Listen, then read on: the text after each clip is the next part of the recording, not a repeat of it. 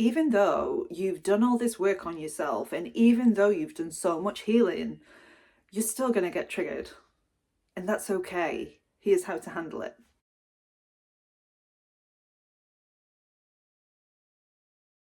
Hi, I'm Amy and welcome to my channel. This channel is all about merging spirituality and psychology so that you can manifest your dream relationship.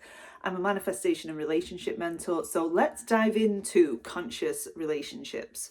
Because when you have been through the manifesting journey, maybe you got broken up with, maybe you want to manifest somebody new, and you've done all this inner work, you know what your triggers are, you know what your limiting beliefs are, and you get into this new relationship and bam, you're triggered again. And you fall back into the old self, you fall back into your old state and react from that old state again. And you start thinking maybe, oh, this is all going to go wrong.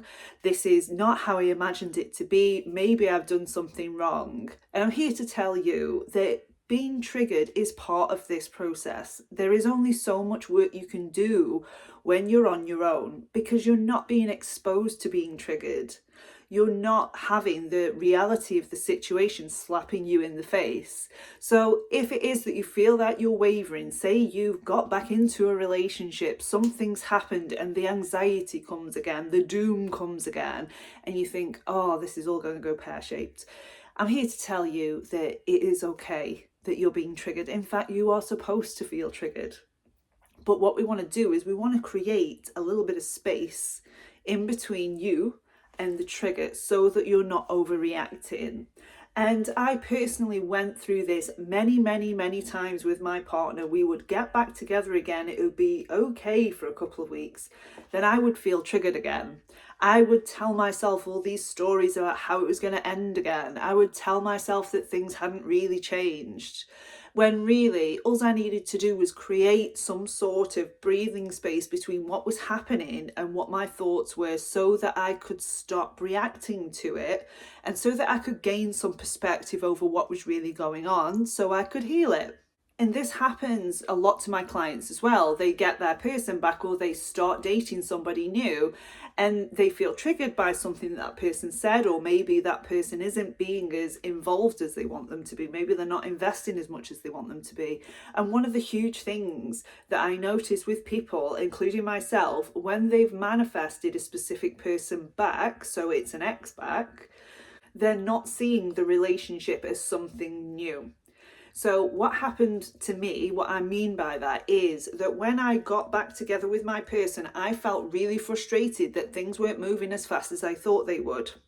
But that's because I was seeing the relationship as a 5-year long relationship. So I was thinking to myself, God, it's been 5 years and we're still no further forward. And that was enough to trigger me into, this isn't going to work. I should go and find somebody else. I'm going to end this relationship. And I would actually threaten the security of the relationship because things weren't happening fast enough. But when I change that perspective as actually, this is a new relationship. We've just spent the weekend together. We've talked to each other. We are texting consistently. That has got to be enough because this is a new relationship. I couldn't see the relationship as 5 years long anymore because I didn't want that one. I wanted this one. And I had to remain patient. I had to be able to handle my triggers differently than I had done before. And this took a lot of awareness of what my triggers were in the first place. So what in the past has made you react in a certain way that has maybe sabotaged the relationship? So is it something that that person said or done or not said that has triggered you? Is it that you're thinking this should be further along than it is now? It's not moving fast enough. So if it's these type of thoughts that are triggering you, what I want you to do is try and create some space, physical space, if you can, to start with. So I used to say, I'm just going to use the loo. And I would go and use the loo and I would breathe. I would relax. I would literally bring my awareness into, this is just a trigger. It's just a trigger right now. I don't have to respond to this trigger. I don't need to resolve this trigger right now. I can do that when I get home. And what this did was it started to break those patterns of thoughts down because I wasn't acting from them anymore.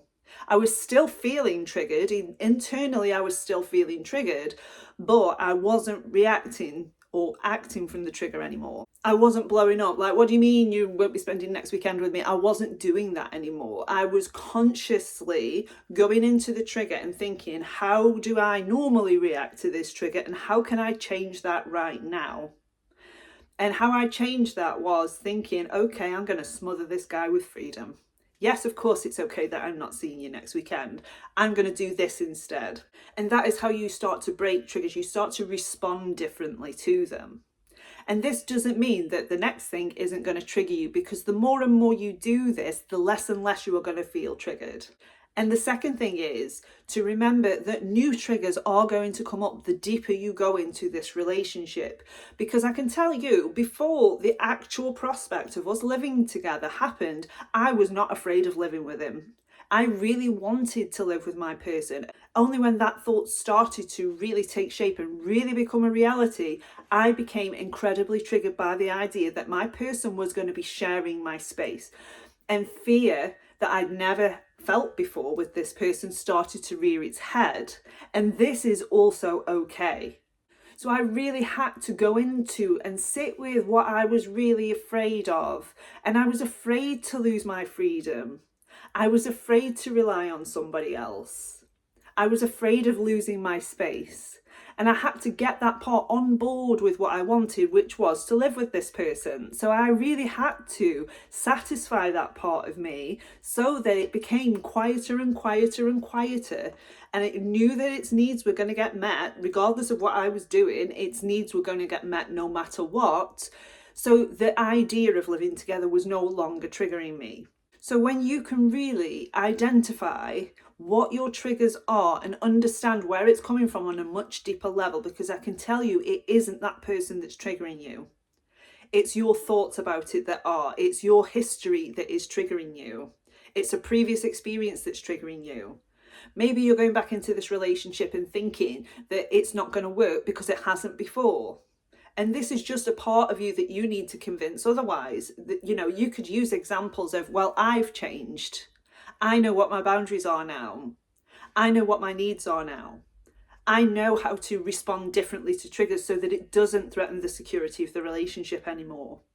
And all of these things brought together make it less likely that the relationship's going to end. It's going to make me more of a compatible partner so that we're not butting heads all the time. I've dealt with conflict a lot better. I had to really be honest about my immaturity when it came to dealing with conflict, and I had to teach myself how to handle conflict as a secure and confident person instead of a fearful avoidant attachment style. I had to go through all of that to give myself the confidence that I could sustain this relationship.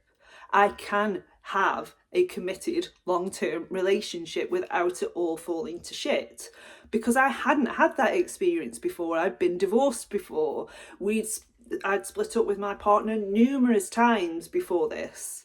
So just because you feel triggered about something, don't make it mean that this is all falling to pieces, because actually being triggered is progress. It is always progress. It is always something that is coming up that you need to let go of. This is your subconscious mind showing you that the secure relationship that you want is there and this doesn't belong in there. So we need to move and we need to shift this trigger and what we think and believe about ourselves and how we act from this trigger.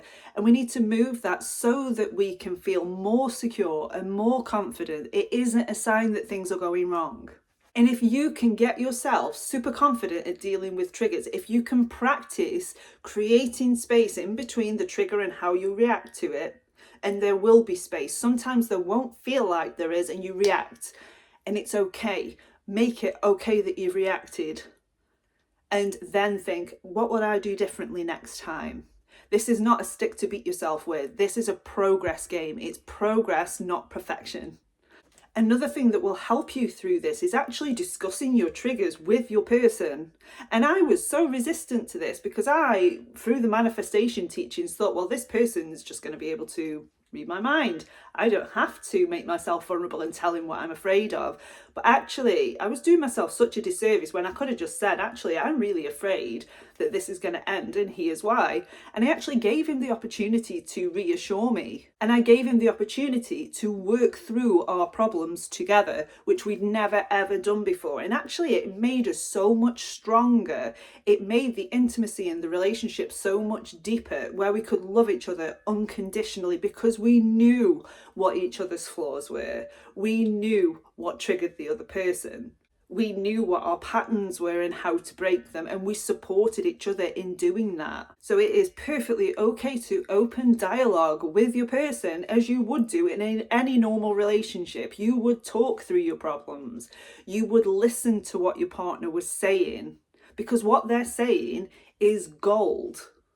What they're saying is telling you what is going on within you and what you need to heal. So when you're dealing with particularly the early stages of the relationship from a more conscious place, you're going to have so much more success, because you're not going to be at the whim of your triggers anymore. You're not going to be at the whim of your fears anymore. You're going to actually be able to overcome a lot of what your previous problems were in the relationship, so that you can both move forward and become the secure relationship that you've always wanted. So I hope you found that useful. If you have any questions, drop them in the comments below, and I shall see you in the next video.